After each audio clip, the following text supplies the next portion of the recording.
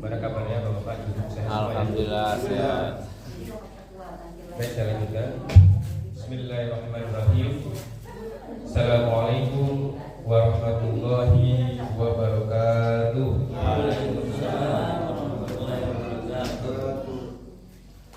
Alhamdulillah rabbil alamin. Wa bihi nasta'inu ala umuri dunya waddin. Wassalatu wassalam ala asrofil anbiya'i wal mursalin wa ala alihi wa ashabihi ajma'in. Ashhadu an la ilaha illallah wa ashhadu anna Muhammadan abduhu wa rasuluh. Faqad qala Allah ta'ala fi kitabil karim, a'udzu billahi minasy syaithanir rajim. Ya ayyuhalladzina amanu taqullaha haqqa tuqatih wa la tamutunna illa wa antum muslimun. Wa qala wa ma min dabbatin fil ardi illa 'ala Allahi rizquha. Wa qala Rasulullah sallallahu alaihi wasallam, inna awwala ma yuhassabu bihi al-'abdu yawmal qiyamah min 'amalihi sholatuhu fa'in hasunat faqad khaba wa khasira, fa'in fasadat faqad khaba wa khasira. Amma ba'du. Pertama saya ucapkan terima kasih pada segenap pengurus Dewan Pengurus Masjid atau DPR Salam yang telah memberikan kesempatan kepada saya pada pagi hari ini. Ini merupakan kali yang kedua. Saya ingat betul yang pertama dulu tanggal 24 Juli, kurang lebih 3 bulan yang lalu. Kalau nggak salah temanya tentang bagaimana doa kita yang mustajab. Kemudian yang teristimewa bapak-bapak, ibu-ibu, jamaah Masjid As-Salam sekaligus jamaah sholat subuh pada pagi hari ini. Pertama, kita sadar betul sebagai hamba Allah yang lemah di hadapan Allah Subhanahu wa taala. Mari kita bersama-sama bersyukur kepada Allah Subhanahu wa taala atas berbagai macam kenikmatan, karunia, hidayah yang Allah berikan kepada kita semua sampai hari ini, dan kita rasakan tidak ada yang kurang sedikit pun yang Allah berikan kepada kita.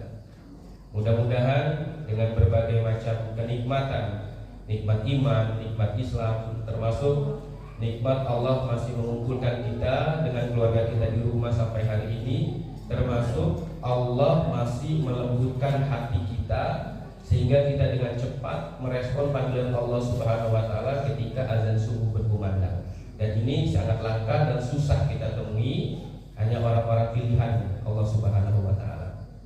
Tujuannya mudah-mudahan dengan berbagai macam karunia dan nikmat yang Allah berikan kepada kita ini menjadikan kita semakin taat kepada Allah Subhanahu wa taala, menjadikan ketakwaan kita bertambah di hadapan Allah Subhanahu wa taala. Karena dengan ketakwaan kita inilah merupakan bekal terbaik kita ketika kita menghadap Allah Subhanahu wa taala. Saya teringat perkataan Sayyidina Abu Bakar Asy-Siddiq radhiyallahu anhu. Beliau pernah mengatakan, man dakhala al-qabra bila zabin faka'annama raqibal bahra bila safinah. Kata beliau, siapa yang masuk surga, siapa yang masuk kubur tanpa membawa bekal, faka'annama raqibal bahra bila safinah, maka ibarat mengarungi lautan atau mengarungi lautan samudra tanpa sebuah kapal atau perahu. Bapak Ibu, kita tinggal di sini sangat dekat sekali dengan laut ya. Kalau dari rumah saya itu sekitar 5 menit. Coba sekali-kali kita ke pantai, ke laut, kita berdiri di tepi laut, kemudian kita melihat ke tengah lautan. Kita bayangkan kalau kita ada di tengah lautan tanpa sebuah kapal atau perahu, bisa dipastikan kita akan terombang-ambing dan pada akhirnya tenggelam dengan sengsara. Nah, kata Abu Bakar As-Siddiq tadi, barang siapa yang masuk kubur tanpa membawa bekal, maka ibarat seseorang mengarungi lautan tanpa sebuah kapal atau perahu, maka dipastikan dia akan terombang-ambing dan pada akhirnya masuk ke dalam nerakanya Allah Subhanahu wa taala. Lalu timbul satu pertanyaan, lalu bekal apa yang terbaik? Bekal apa yang terbaik yang kita persembahkan, yang kita bawa menghadap Allah Subhanahu wa taala? Allah Subhanahu wa taala katakan, "Fatazawwadu fa inna khairaz zadi taqwa." Berbekallah kalian, sebaik-baik bekal adalah ketakwaan kepada Allah Subhanahu wa taala. Mudah-mudahan kita bermajelis ini sama-sama kita sharing ilmu agama, sama-sama kita belajar pada pagi hari ini menambah ketakwaan kita kepada Allah Subhanahu wa taala sebagai bekal kita menghadap Allah Subhanahu wa taala. Kita bermohon kepada Allah Subhanahu wa taala juga, mudah-mudahan kegiatan kita pada pagi hari ini merupakan sebagai tambahan amal soleh kita di hadapan Allah Subhanahu wa taala. Dari sekian banyak amal soleh, mudah-mudahan ini adalah amal soleh terbaik bagi kita dari sekian amal-amal soleh yang telah kita lakukan bersama-sama. Amin ya rabbal alamin. Salawat beriring salam mari selalu kita hadiahkan kepada Nabi kita Muhammad sallallahu alaihi wasallam beserta keluarga, sahabat, tabi'ut tabi'in dan orang-orang yang senantiasa istiqomah dalam meniti jalan beliau sallallahu alaihi wasallam. Kembali kita bermohon kepada Allah Subhanahu wa taala, mudah-mudahan kita yang hadir di sini termasuk ke dalam golongan orang-orang yang berada di barisan Rasulullah sallallahu alaihi wasallam hingga yaumul qiyamah. Amin ya rabbal alamin. Bapak Ibu yang saya hormati, sesuai tema kita kajian pada Ahad hari ini, yakni 5 level manusia di dalam sholat. Nah, jadi kita pagi ini berbicara konteks orang yang sholat. Kalau orang yang tidak sholat, ya sudah jelas dia berdosa karena tidak menjalankan kewajiban perintah Allah Subhanahu wa taala. Kita berbicara orang yang sholat. Jadi ternyata Bapak Ibu, orang yang sholat pun ada level-levelnya. Jadi kalau bicara level, saya ingat kalau kita beli ayam geprek. Jadi beli ayam geprek itu ada level 1 enggak pedas, level 2 agak pedas, level 3 pedas, level 4 sangat pedas, level 5 pedas jontor. Jadi ditanya kenapa mau pedas jontor, kalau makan bibirnya sampai jontor. Nah ini kalau kita bicara level ayam geprek pun ada levelnya. Nah ternyata dalam manusia dalam sholat pun ada level-levelnya. Allah Subhanahu wa taala di dalam Al-Qur'an dan Rasulullah SAW di dalam berbagai macam hadis banyak perintah tentang menjalankan sholat. Kita sebagai seorang muslim, Allah perintahkan 5 kali dalam sehari yang kita sebut sebagai sholat fardu. Selain sholat wajib, ada juga sholat-sholat sunnah yang kalau kita jalankan sebagai tambahan pahala bagi kita. Di dalam sholat terdapat kumpulan doa-doa dan gerakan-gerakan sebagai sarana komunikasi antara seorang hamba kepada sang Khalik atau sang pencipta yang Allah Subhanahu wa taala. Patokannya atau barometernya, orang yang sholatnya baik, ini barometer kehidupan seorang muslim yang perlu kita pahami Bapak Ibu sekalian.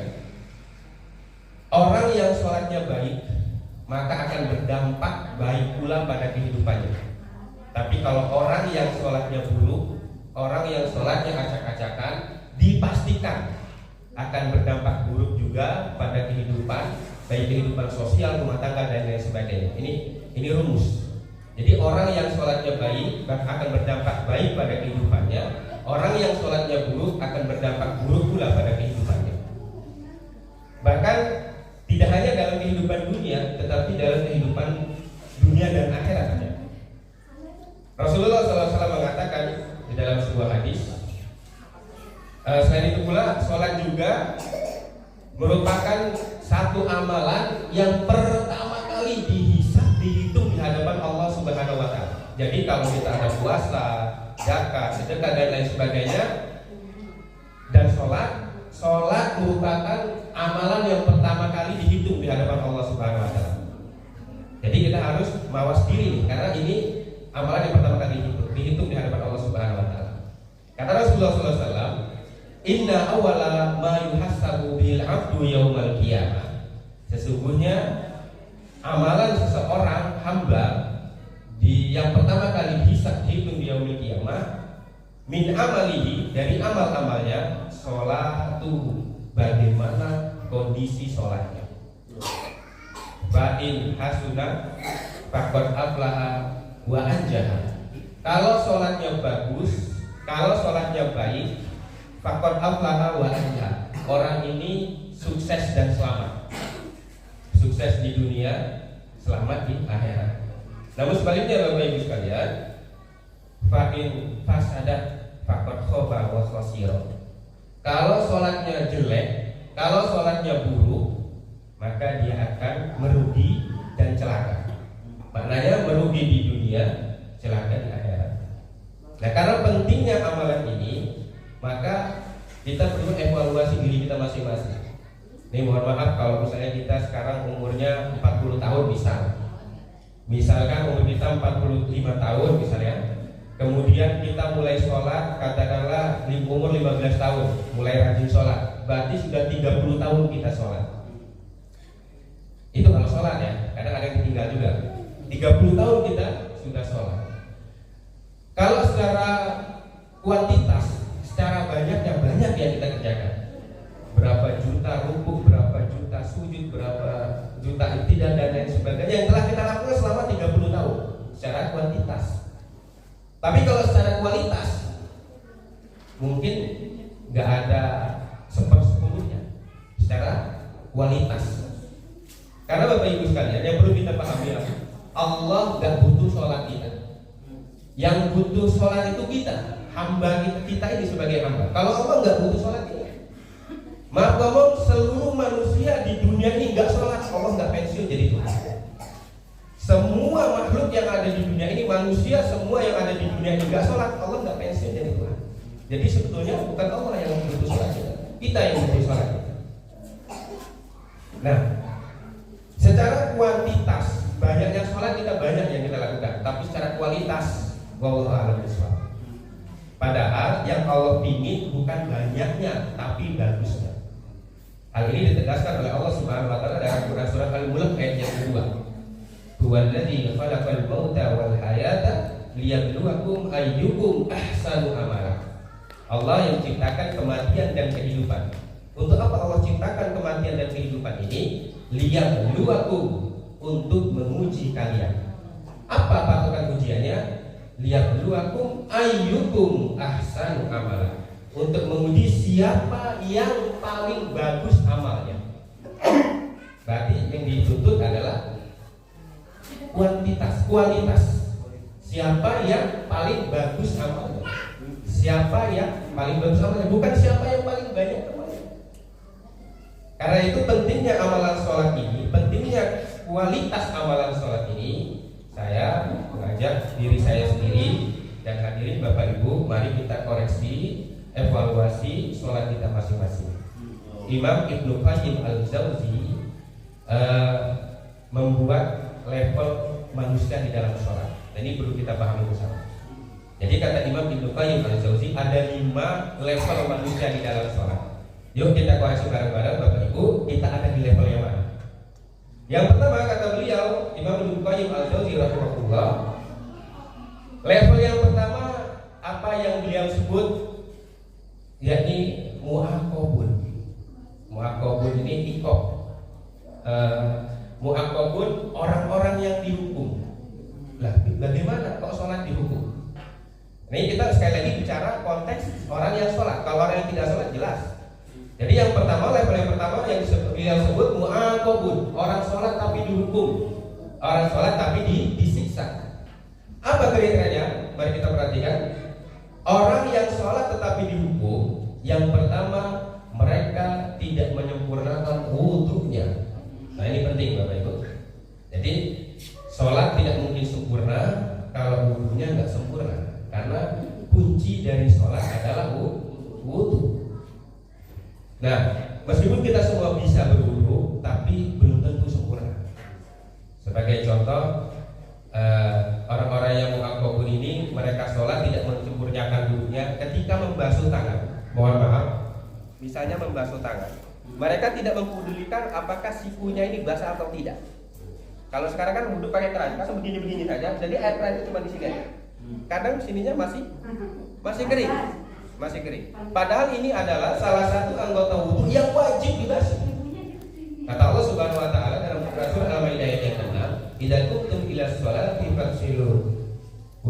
wujuhakum wa aydiyakum ilal marafiq. Kalau kalian enggak sholat, maka basuhlah muka kalian dan tangan kalian ilal marafiq, sampai siku. Artinya sikunya sampai basah. Jadi diperhatikan sikunya sampai basah. Jadi kalau saya lihat misalnya habis ngaji itu anak-anak kadang kalau wudhu gini-gini aja Pak. Jadi sikunya nggak basah. Nah kalau ini tidak basah artinya tidak sempurna. Bagaimana mungkin sholat kita akan sempurna kalau wudhunya tidak sempurna? Ini yang sering kita lihat. Kemudian ketika membasuh muka, mohon maaf, kadang kita cuma begini-begini aja Pak. Kategori muka itu, mohon maaf, ini muka, dari sini muka ya. Kalau untuk kita kaum Adam, bagi bapak-bapak yang punya jenggot kayak saya ini, jadi kalau misalnya wudhu, jenggotnya di sela-sela, lihya, ini sunnah. Jadi di sela-sela begini, ini tujuannya apa? Supaya kulit di belakang jenggot ini, di sela-sela rambut ini basah, supaya wudhu kita sempurna. Jadi kadang kalau kita wudhu karena serahnya deras, jadi kita cuma gini-gini ya, tidak basah sampai sini, sampai muka sini. Bahkan jenggot pun tidak basah di belakang. Nah ini kalau tidak sempurna, maka sholat kita tidak sempurna. Kemudian yang sering terlupakan lagi, mohon maaf ketika kita membasuh kaki. Nah ini mohon maaf misalnya ada keran ya, kalau kaki itu kita hanya begini-begini saja. Kita sekali lagi tidak memperhatikan sela-sela jari kaki-kaki kita ini. Mohon maaf, sela-sela jari kaki kita ini kadang tidak basah. Jadi kalau kita wudhu hanya begini-begini saja, jelah kaki tidak basah, sampai tengkuk belakang juga tidak basah, sampai mata kaki belakang ini tidak basah. Kata Rasulullah SAW, suatu hari Rasulullah SAW ketika hendak ke masjid, melihat ada orang sedang wudhu. Kalau misalnya kita gambarkan ada orang wudhu di depan ya, Rasulullah SAW datang. Dari jauh Rasulullah SAW berteriak, celaka orang yang punya tengkuk masuk neraka. Jadi dia melihat Rasulullah SAW melihat orang yang wudhu, dia teriak, celaka orang yang punya tengkuk kaki tapi masuk neraka. Pak, bisa kita bayangkan Pak, kalau misalnya orang punya kaki tengkuknya masuk neraka, dipastikan seluruh badannya masuk neraka apa enggak? Enggak mungkin kan, pala badannya masuk surga, tengkuknya aja tiba-tiba masuk neraka. Artinya semua masuk neraka. Kata Rasulullah teriak, kenapa begitu? Ternyata tidak basah. Nah inilah yang dikatakan wudhunya tidak sempurna. Jadi perlu diperhatikan Bapak Ibu, kalau wudhu mesti sempurna, basahnya sempurna, urutannya juga sempurna. Maksudnya urutan sempurna sesuai, jangan kaki dulu, kemudian tangan, kemudian umur dan sebagainya. Nah itu yang perlu diperhatikan. Sebelum sholat, wudhunya orang-orang yang muakkabun ini, orang-orang yang sholatnya di wudhu ini, wudhunya tidak sempurna. Yang pertama. Yang kedua, tidak memperhatikan waktu-waktu sholat. Maksudnya tidak memperhatikan waktu-waktu sholat.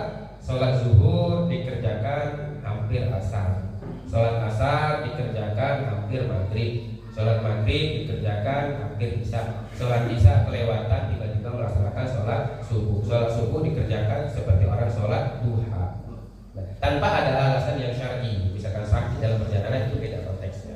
Nah ini kadang yang menjadi korban adalah sholat asar. Itu utamanya bapak-bapak. Saya juga pernah merasakan ketika kita pulang ke rumah, pulang kerja capek, kemudian leha-leha, lihat jam, nanti santai. Ketika udah mau ini mandi dulu, ini dulu, tiba-tiba mepet waktu maghrib. Nah perlu juga diperhatikan sholat-sholatnya, waktu-waktu sholatnya.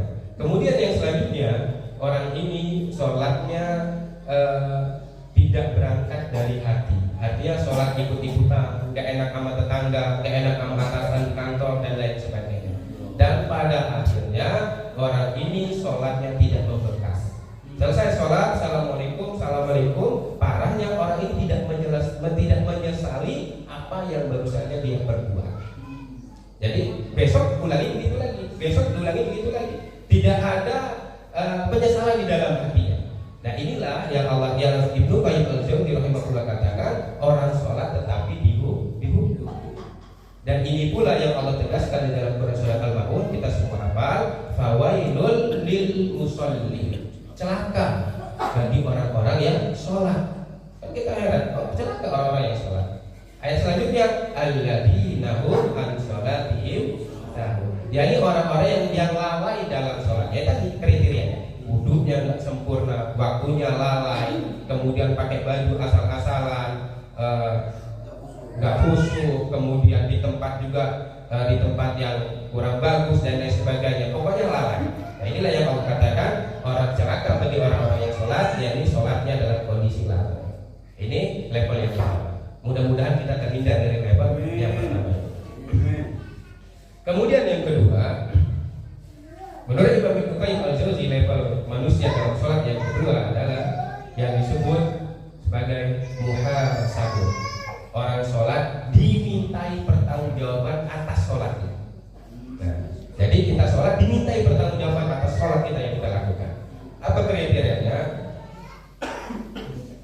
Yang pertama, orang ini wudhunya sudah bagus, sikunya basah, kakinya jari-jarinya basah, kemudian membasuh mukanya juga sempurna, wudhunya sudah sempurna. Kemudian persiapan sholatnya sudah sempurna, waktu yang dia kerjakan sudah tepat waktu, azan berangkat sudah sempurna, pakai pakaian yang bagus, di posisi yang bagus pertama. Pokoknya sudah perfect banget, sudah sempurna banget, wudhunya dan lain sebagainya sudah sempurna. Tetapi ketika takbiratul ihram, Allahu Akbar, nah ini Pak perbedaannya.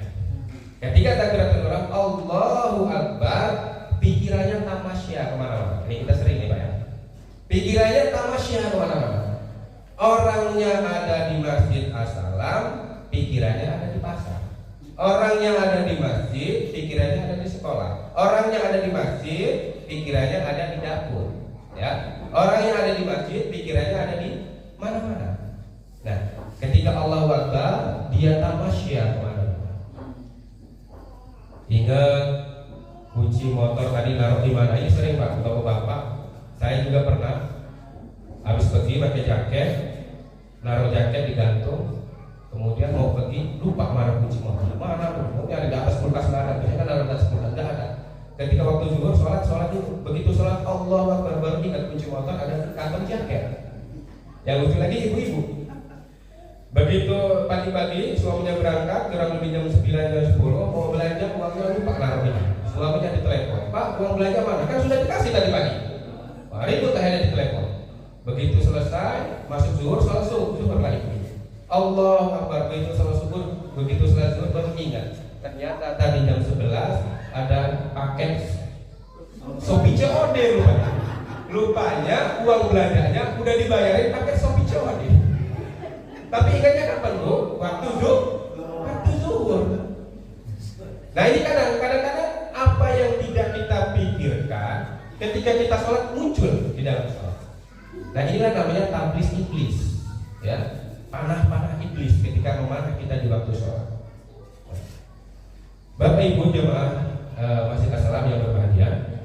Jadi ketika dia sholat, pikirannya tamasya kemana-mana, ingat ini, ingat itu, ingat ini. Bahkan apa yang dia ucapkan doa di dalam sholat nggak paham. Gerakan tidak ruku, tidak sujud juga lupa. Kadang kita sering sholat lupa karena pikiran kita tamasya kemana-mana. Dan pada akhirnya ketika salam assalamualaikum, orang ini baru tersadar, ya Allah, saya sholat kok mikir kemana-mana. Kalau bedanya kan ya, kalau yang pertama nggak sadar, bodoh amat gitu, besok diulangi lagi. Kalau yang kedua ini begitu salam sadar, ya Allah, saya sholat pikirannya kemana-mana, menyesali perbuatan yang baru saja dilakukan. Maka orang ini kata Ibnu Qayyim al-Jauzi, levelnya muhasab. Orang dimintai pertanggungjawaban oleh Allah Subhanahu Wa Taala sholat yang dia lakukan. Ini kayaknya kita masih banyak yang harus seperti ini. Pikirannya kemana-mana ketika kita sholat. Kemudian Bapak Ibu, level yang ketiga, apa yang disebut oleh Ibnu Qayyim al-Jauzi rahimahullah, mukafarun. Jadi orang yang sholat dimaafkan. Nah, ini level agak mending. Orang yang sholat dimaafkan. Sama, wudhunya sempurna. Lagi-lagi wudhu ya, wudhu harus sempurna. Ini ingat, wudhu harus sempurna. Wudhunya sempurna. Kemudian waktunya pas, tepat. Sholatnya tepat. Zuhur, asar, maghrib dan seterusnya. Kemudian pakai baju yang bagus, pakai minyak wangi, kemudian sop yang terbaik. Ibu-ibunya juga sholat di tempat yang baik, maksudnya bukan sholat di ruang tamu atau di dapur atau di mana. Pokoknya pastikan ibu-ibu, bapak-bapak, kita punya rumah ada tempat untuk sholat. Ya, sekarang gini, mohon maaf, kita tamu aja kita siapkan tempat ruang tamu, maka tempat Allah tidak kita disiapkan. Maka ada tempat khusus untuk sholat. Kurang lebih seperti ini juga nggak apa-apa, khusus untuk ibu-ibu kan, kalau ibu-ibu sholat di rumah. Jadi di tempat juga yang bagus. Semua persiapan sudah sholat, sudah bagus. Nah, kembali perbedaannya apa? Untuk level yang ketiga, level yang mukafarun ini, orang-orang yang dimaafkan ketika sholat, ketika lagi-lagi ketika takbiratul ihram, Allahu Akbar. Ketika datang pikiran, bisikan-bisikan dari iblis, ingat tadi kunci motornya, ingat pekerjaannya, dagangannya, tugasnya, handphonenya, dan lain sebagainya, dia langsung tepis. Ingat datang langsung tepis. Kemudian mencoba khusyuk. Datang lagi pikiran tadi, langsung ditepis lagi. Kemudian mencoba khusyuk lagi, ditepis lagi terus. Datang ditepis, ditepis. Artinya apa, Bapak Ibu yang berbahagia? Orang ini sholat sambil berjuang mempertahankan kekhusyuan sholatnya. Berjuang sambil mempertahankan kekhusyuan sholatnya. Ada gangguan ditepis, ada gangguan ditepis. Dari takbiratul ihram, dari mulai sholat sampai salam, assalamualaikum, orang ini menyadari, ya Allah, sholat saya ada dua hal yang saya lakukan. Saya yang pertama berusaha untuk khusyuk, memperjuangkan kekhusyuan, kesempurnaan sholat. Kemudian yang kedua, saya juga sambil melawan gangguan-gangguan pikiran-pikiran di dalam sholat. Artinya apa? Orang ini sholat sambil berjihad, mempertahankan, berjuang mempertahankan kekhusyuan sholatnya. Ini level yang ketiga. Maka orang ini diberi pahala tergantung apa yang dia perjuangkan. Sehingga orang ini disebut bukan orang yang dimaafkan ketika sholat. Bapak Ibu, kalau kita berbicara mempertahankan kekhusyuan sholat, seperti orang-orang yang level yang ketiga ini, ada sahabat Rasulullah SAW yang mudah-mudahan bisa memotivasi kita dan tidak kita ulangi lagi. Ya. Tersebutlah Abu Talhah radhiyallahu anhu, sahabat Rasulullah SAW, Abu Talhah radhiyallahu anhu. Abu Talhah ketika sholat di kebunnya, ya, kayak kita kan misalkan banyak profesinya, ada sebagai seorang petani, pegawai dan lain sebagainya. Abu Talhah ketika dia sebagai seorang pekebun, ketika dia sholat di kebun kurma, jadi dia menjaga wudhunya sempurna. Kemudian datang waktu sholat langsung dia sholat, artinya waktunya tepat. Ketika dia sholat, di depannya ada pohon kurma. Ketika sholat, Allahu Akbar, di depannya ada pohon kurma. Tiba-tiba ada burung bertengger di pohon kurma. Sehingga dengan kejadian itu, apa yang dilihat di depan menjadikan kekhusyuan Abu Talhah ini terganggu. Melihat burung berkicau, apalagi bapak-bapak yang suka burung, ada pak yang suka burung pak, yang ngumpulin burung di rumahnya. Nah, jadi ini namanya Abu Talhah ya pak ya. Jadi ada burung bertengger di pohon kurma. Jadi burung berkicau bagus. Dia lihat tanpa sadar terkontaminasi lah kekhusyuan sholatnya. Kemudian dia sadar, langsung ditepis, langsung mencoba khusyuk lagi. Ya tadi level 3, ada gangguan ditepis, coba khusyuk, ditepis, coba khusyuk, ditepis, coba khusyuk lagi. Kemudian selesai sholat, Abu Talhah menghadap Rasulullah SAW. Wahai Rasulullah, ceritakan bla bla bla begini. Karena kebun kurmaku inilah kekhusyuanku dalam sholat terganggu. Maka wahai Rasulullah, kebun kurmaku ini aku sedekahkan untuk kepentingan umat Islam. Kebun kurmanya disedekahkan untuk kepentingan umat Islam gara-gara kebun kurmanya mengganggu kekhusyuan di dalam sholat. Kenapa? Kalau nggak disedekahkan, pikir dia, ini nanti saya akan terbayang lagi. Jadi supaya hilang, saya sedekahkan lagi. Kalau kita hari ini seperti Abu Talhah, bapak-bapak, kita sholat bawa handphone. Begitu sholat Allahu Akbar, HP bunyi celenting, pasti kita kepikiran ke handphone. Kata bapaknya, ini ada orang mau ngasih order nih, siapa ini yang mau ngasih duit? Ya. Kalau ibu-ibunya ketika sholat Allahu Akbar HP-nya bunyi, siapa ini jangan-jangan kabar saya besok dapat arisan. Nah kalau kita seperti Abu Thalha selesai sholat, assalamualaikum kita menghadap pengurus Masjid As-Salam, Pak ini saya sedekahin HP saya untuk pembangunan Masjid As-Salam. Allahu Akbar. Mudah-mudahan kita tidak terkontaminasi kehusuan kita terganggu hal-hal yang sifatnya dunia. Kalau kita seperti Abu Thalha bapak-bapak, habis harta kita. Handphone disedekahin. Besok kita bawa motor ke masjid, ketika sholat Allahu Akbar, motor bijinya masih gantung kayak kita sedekahin lagi motor. Ya repotnya bapak-bapak, ibu-ibu itu sholat, bapak Allahu Akbar ingat di sini, yang di sini tidak disarankan. Bapak-bapak, ibu-ibu yang berbahagia, itulah perjuangan mempertahankan kekhusyuan sholat Abu Thalha radhiyallahu anhu. Dan ini mudah-mudahan menjadi motivasi kita. Itu level yang ketiga. Kemudian yang keempat, apa yang beliau Imam Ibnu Qayyim al-Jauziyah disebutkan level yang keempat adalah mutsabun, orang yang sholat diberi pahala. Nah, mudah-mudahan kita yang ini. Mutsabun, orang yang sholat diberi pahala. Sama, wudunya sempurna. Lagi-lagi wudu perlu kita perhatikan. Kemudian waktu-waktunya tepat, memakai pakaian yang bagus, memakai wangi-wangian, persiapan sholat sudah sangat perfect, sudah sangat sempurna. Kemudian ketika sholat, bedanya ketika Allahu Akbar. Ketika sholat Bapak Ibu, subhanallah, dia hanyut dengan doa-doa yang dia ucapkan. Dia tenggelam dengan gerakan-gerakan yang dia lakukan. Rukuknya dia tenggelam, dia nikmati betul rukuknya. Ketika sujud dia tenggelam, dia nikmati sujudnya. Saking nikmati gak bangun-bangun ketiduran. Bukan ya. Jadi dia rukunya, sujudnya dia nikmati betul.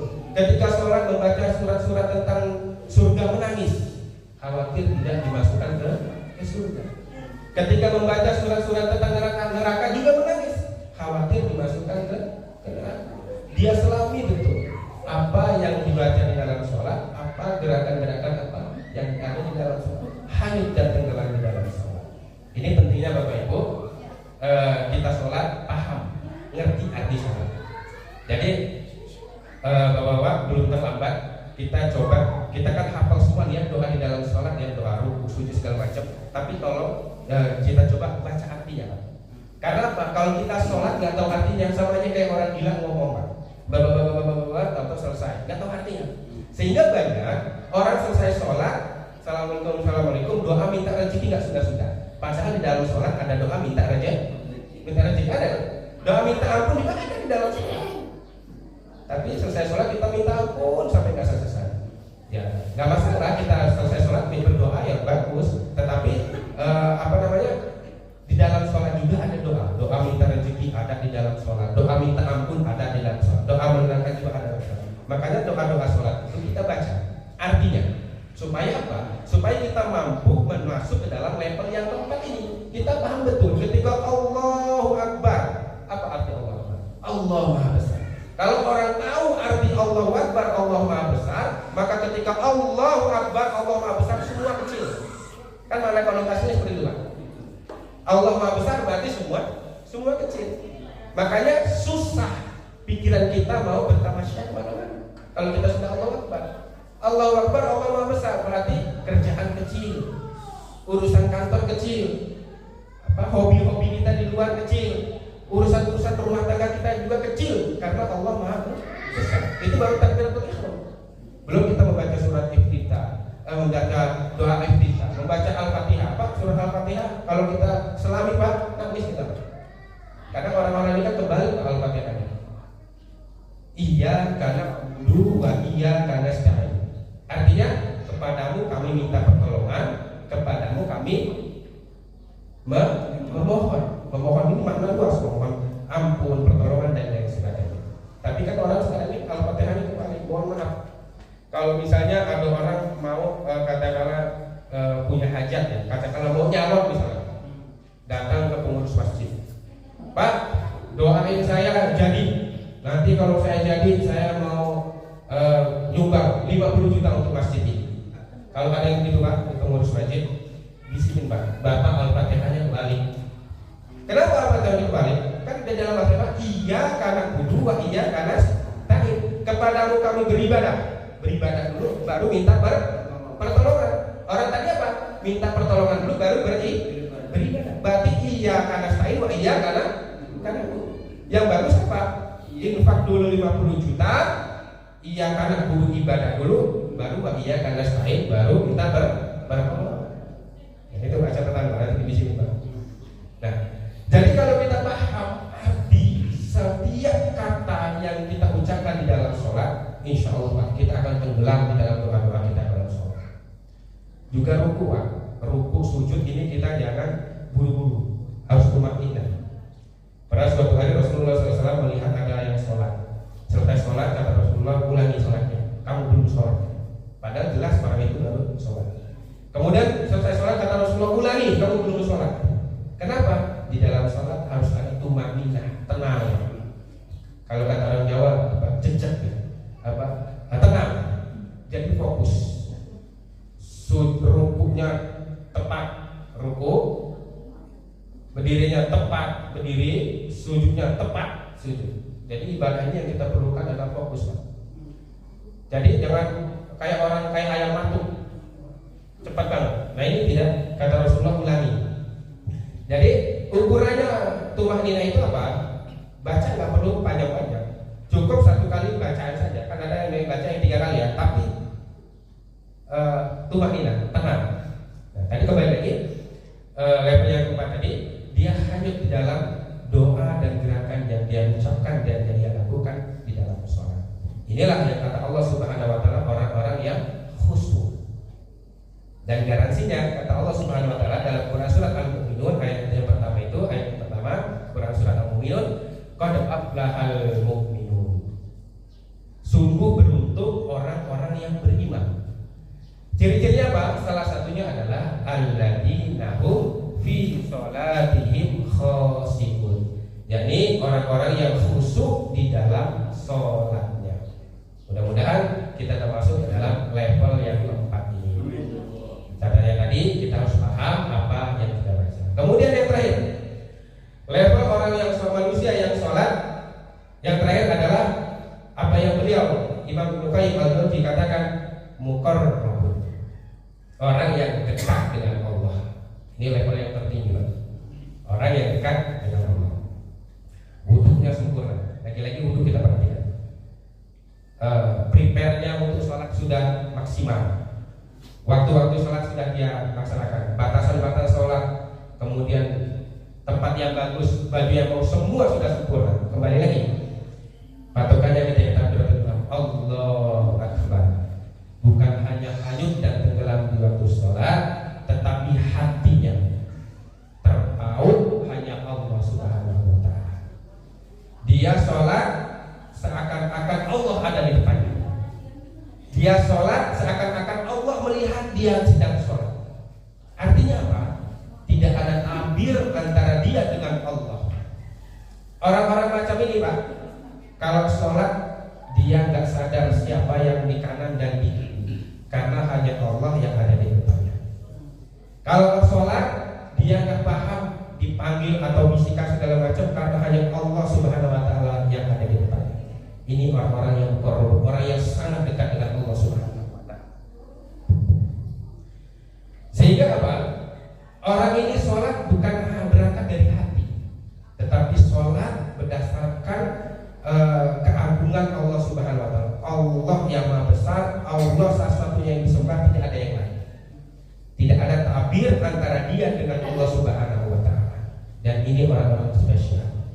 Dan orang-orang seperti ini, Pak, gangguan apapun tidak bisa dihiraukan, tidak dihiraukan. Contohnya Nabi Muhammad SAW.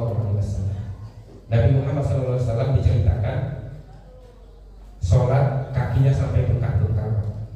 Apakah beliau merasakan sakit? Tidak. Jadi orang yang muqarrab ini sholat samping kanan kiri, bahkan imamnya pun nggak sadar siapa imamnya, karena dia hatinya terpaut kepada Allah Subhanahu wa Ta'ala. Rasulullah SAW sholat sampai kakinya bengkak-bengkak, nggak merasa sakit. Tapi orang yang melihatnya merasa kasihan. Kita pernah sholat sampai bengkak-bengkak.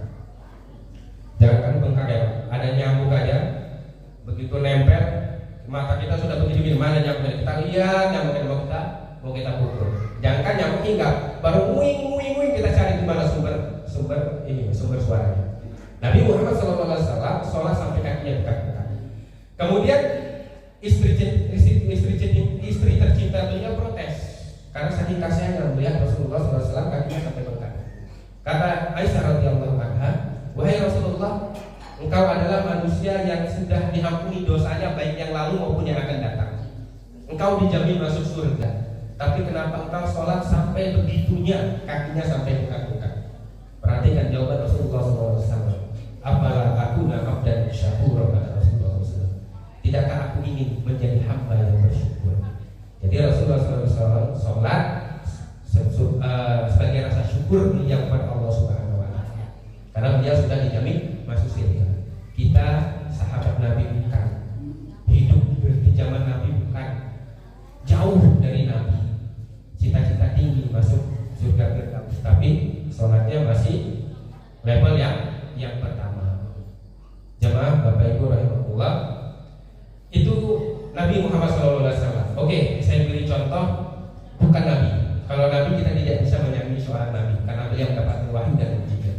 Saya ada manusia biasa, bukan Nabi, tidak diberi wahyu. Sahabat Rasulullah SAW yang bernama Abbad bin Bishr, bin Bashir, bukan Bapak Hasan Al-Basri. Tapi mudah-mudahan Bapak Hasan Al-Basri ini seperti Abbad bin Bishr dalam ketaatannya di hadapan Allah Subhanahu Wa Taala. Jadi Abbad bin Bishr, beliau dipanah 3 kali tapi tidak dirasakan ketika waktu sholat. Kisahnya ketika perang Zatul Riqah, Nabi Muhammad dan kaum muslimin mendapat kemenangan yang besar. Jadi banyak harta ghanimah atau harta rampasan yang dibawa kaum muslimin pulang, termasuk tawanan-tawanan orang-orang yang ditawan kaum muslimin. Para kaum muslimin bersama Rasulullah SAW pulang ke Madinah. Salah satu tawanan yang ditawan kaum muslimin adalah seorang istri kaum musyrikin. Jadi dibawa pulang ke Madinah. Kaum musyrikin membuntuti dari belakang karena ingin membebaskan tawanan yang ditawan kaum muslimin. Ketika di perjalanan datang waktu malam, Rasulullah SAW memerintahkan kita istirahat dan bermalam di tempat ini. Kemudian Rasulullah SAW menyeru, siapa yang mau jaga pada malam hari ini? Siapa yang mau ronda malam hari ini? Karena kalau nggak dirondain ini habis harta kita ini. Karena musuh ada di mana-mana. Maka berdirilah 2 orang, Abbad bin Bishr dan Ammar bin Yasir radhiyallahu anhu. Berdiri, kami ya Rasulullah yang akan ronda. Kemudian istirahatlah kaum muslimin beserta Rasulullah. Ammar bin Yasir dan Abbad bin Bishr radhiyallahu anhu berjaga atau beronda. 2 orang ini sepakat supaya rondanya maksimal. Siapa duluan yang mau ronda? Artinya 1 istirahat, 1 ronda. Jadi bisa ada 2 shift gitu ya. Jadi kata Ammar bin Yasir, kamu duluan yang ronda, saya mau istirahat. Ammar bin Yasir istirahat, Abbad bin Bishr ronda. Di heningnya malam, seorang muslim yang taat beribadah tidak akan menyia-nyiakan waktu malamnya, sambil ronda, sambil sholat. Sholatlah Abbad bin Bishr. Begitu sholat, Allahu Akbar. Kaum musyrikin yang mengintai dari tadi melihat semua pada tidur, ada 1 yang ronda. Kata orang musyrik ini kita bunuh aja 1 orang ini, selesai perkara, karena yang lain pada tidur. Dibidiklah panah, dibidik ke Abbad bin Bishr. 1 panah nancap di belakang Abbad bin Bishr. Karena dia sholat pada level yang ke-5 tadi, khusyuk, tidak ada gangguan, hanya dia dan Allah Subhanahu Wa Taala, yang lain nggak ada. Allah Maha Besar, nancap mah jelek, dicabut Pak. Bisa kita bayangkan Pak, kan panah itu kan kadang ada begini ya Pak. Kalau dicabut kan daging ikut Pak. Kita jangan dengan panah, jarum suntik aja kadang kita takut.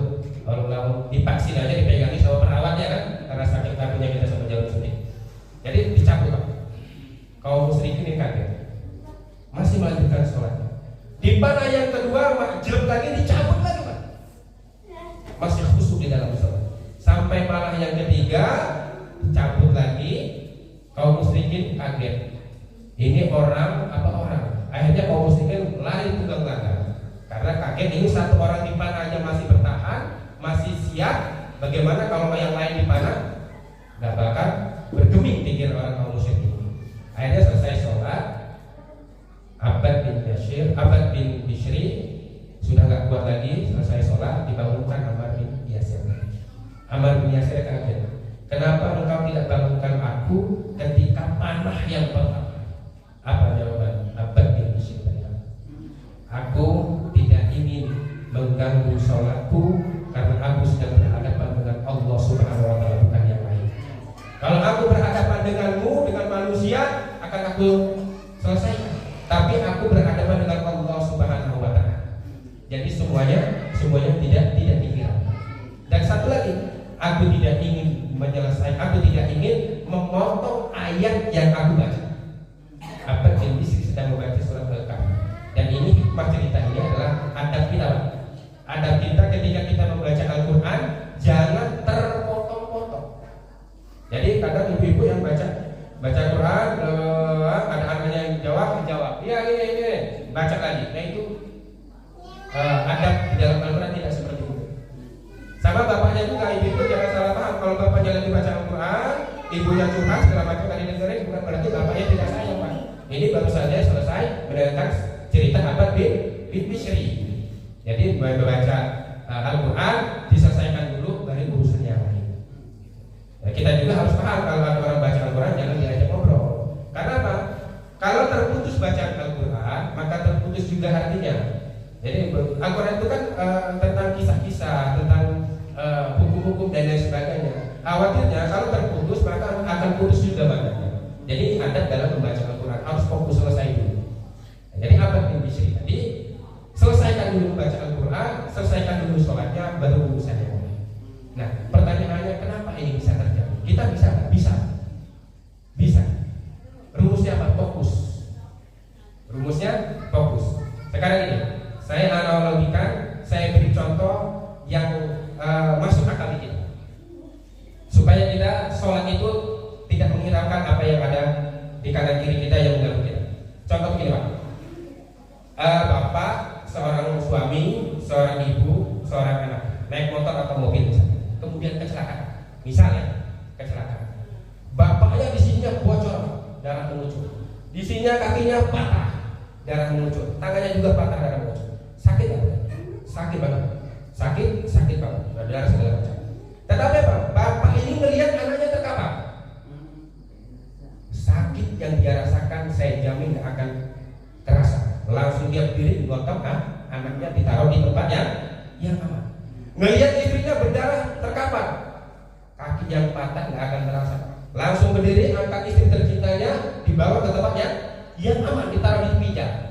Orang-orang yang lihat kasihan nggak? Kasihan. Bapak ini darah bercucuran, kaki patah, tangan patah, tapi kok nggak terasa ya?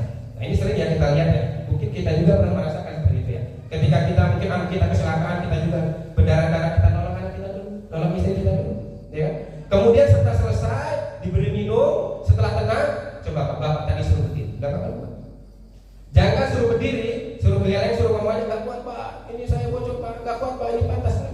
Suruh berdiri nggak kuat, suruh ngomong juga nggak kuat. Tapi setelah selesai nolong anak dan istrinya. Kenapa? Karena kita fokus pikiran hati ke anak, pikiran hati ke istri, pikiran hati ke anak dan istri yang kita tahu. Sholatmu bisa nggak gitu? Ada nyamuk datang nggak kita rasakan? Karena pikiran hati dan pikiran kita hanya kepada Allah Subhanahu wa Ta'ala. Inilah apa yang digambarkan Abbad bin Bishri radhiyallahu anhu. Mudah-mudahan kita masuk berusaha ke level yang kelima ini, yakni bukhor. Selesai ya? Jadi itulah pertanyaan terakhir, kita ada di posisi apa? Yang pertama, apakah muhaqabun? Kita sholat tapi dihukum. Yang kedua, apakah muhasabun? Kita sholat tapi dimintai pertanggungjawaban atas sholat kita. Yang ketiga, apakah mukafarah? Kita sholat pahalanya sedikit dan diampuni karena kita saling berjuang. Yang keempat, apakah kita sholat mendapat pahala tapi tidak sempurna? Atau yang kelima, kita sholat tidak ada yang lain kecuali Allah Subhanahu wa Ta'ala. Kita bermohon kepada Allah Subhanahu wa Ta'ala, diri kita, anak keturunan kita menjadi orang-orang yang menunaikan sholat. Sebagaimana doa Nabi Ibrahim. Apa doa Nabi Ibrahim? Rabbi ij'alni muqimas sholati wa min dzurriyyati. Ya Allah, jadikan aku dan anak keturunanku orang-orang yang sempurna di dalam sholatnya. Karena apa? Kalau kita sudah sholatnya bagus, apapun problematika kehidupan kita, problematika keluarga, pekerjaan, sampai ke kehidupan sosial sekalipun akan ditolong di dalam sholat. Ini Allah tegaskan dalam surat Al-Baqarah, wasta'inu bis-sabri was-shalah. Minta pertolonganlah kalian dengan apa? Sabar dan sholat. Sabar, sholat. Ada musibah, sabar dulu, kemudian sholat. Lah bagaimana mungkin kita akan ditolong Allah Subhanahu wa Ta'ala dengan sholat kita kalau sholat kita tidak sempurna? Bagaimana mungkin kita akan ditolong Allah Subhanahu wa Ta'ala perantara sholat kita kalau kita masuk ke level yang pertama tadi? Mari kita lihat. Wallahu a'lam bishawab. Mudah-mudahan bermanfaat untuk saya pribadi dan Bapak Ibu jamaah sholat subuh dan jamaah masjid. Assalam. Mari kita berdoa kepada Allah Subhanahu wa Ta'ala mengakhiri kajian kita pada pagi hari ini. Mudah-mudahan apa yang kita lakukan pada pagi hari ini dan doa yang akan kita panjatkan dikabul oleh Allah Subhanahu wa Ta'ala. Mari kita menundukkan kepala kita merendah di hadapan Allah Subhanahu wa Ta'ala,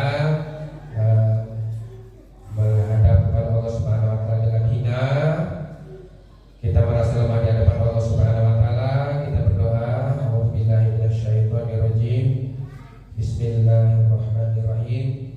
Ya Rahman, Ya Rahim, Ya Ghafur, Ya Aziz, Ya Jabbar, Ya Hayyu, Ya Qayyum, Ya Fattah, Ya Razzaq, Ya Fattah, Ya Razzaq, Ya Fattah, Ya Razzaq.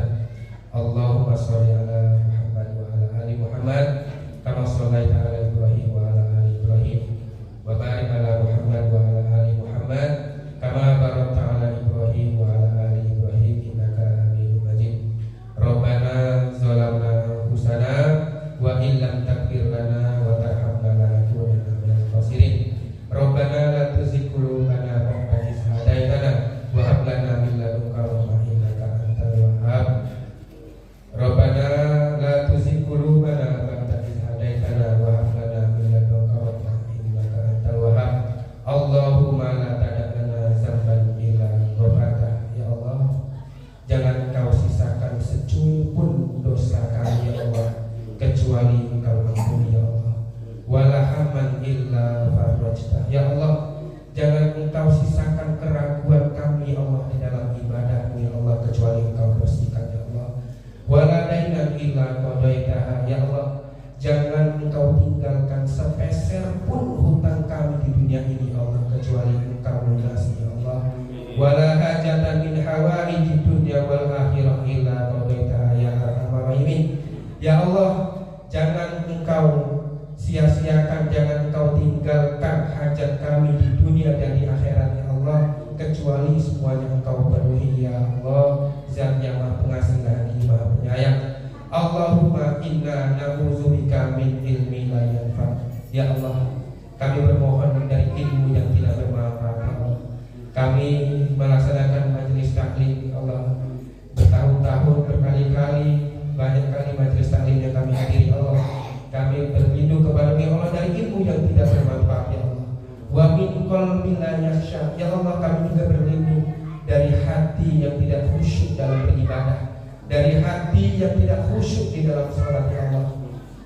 Wa min nafsin la tasbah. Ya Allah, kami juga berlindung dari nafsu, dari jiwa yang tidak puas terhadap nikmat yang Kau berikan ya Allah.